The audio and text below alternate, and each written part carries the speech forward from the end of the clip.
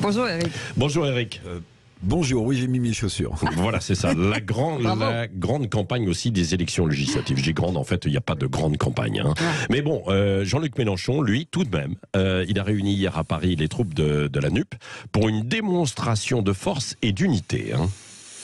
Oui, Jean-Luc Mélenchon en forme hier soir à Paris pour le premier grand meeting de la NUP. Vous avez dit, bon, la NUPES, pour ces élections législatives. Alors Mélenchon, porté en ce moment par de bons sondages, il faut le dire. Hein. Alors il n'a pas promis le paradis du jour au lendemain, mais il a promis, je le cite, de sortir de l'enfer si l'alliance historique à gauche l'emporte et donc s'il devient Premier ministre. Jean-Luc Mélenchon, galvanisé, défend son programme de planification de nationalisation des moyens de production par l'État, c'est ce qu'il a dit hier, pour, dit-il, repartager les richesses et engager la bifurcation écologique. Ça, c'est du programme. Oui, très chahuté Mélenchon sur son programme économique, justement, qui emmènerait, selon certains, la France dans le mur. Hein.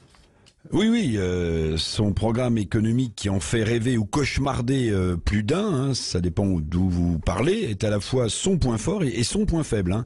Un programme économique qui veut rompre avec le libéralisme. On a déjà connu ça en 1981 avec François Mitterrand, ça a duré 2 ans, ensuite les caisses étaient vides. Alors vous allez me dire, 40 ans plus tard, les caisses sont toujours vides.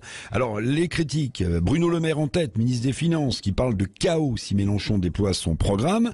Le patron du MEDEF, Geoffroy Roux de Bézieux, indique qu'avec le programme économique de Mélenchon, les entreprises arrêteront d'investir, d'embaucher, et que les chefs d'entreprise, a dit Roux de Bézieux, poseront le crayon et attendront que la tornade passe. Rien que ça. Hein. Bon, mais les critiques de Le Maire ou du MEDEF, qui sont catalogués dans l'imaginaire populiste comme les suppôts du capitalisme ultralibéral, c'est évidemment un bon carburant pour Jean-Luc Mélenchon. Oui, outre les critiques donc sur son programme économique, certains reprochent à Jean-Luc Mélenchon les libertés qu'il prend avec les institutions républicaines.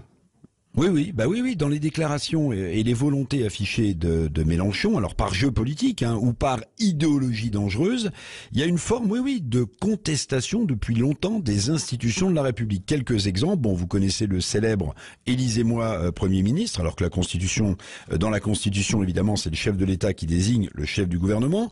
Deuxième exemple de cette contestation des institutions, Mélenchon ne cesse de parler de 3e tour de l'élection présidentielle, alors que, au bout du 2e tour, le président de la République, dans la Constitution, est évidemment élu.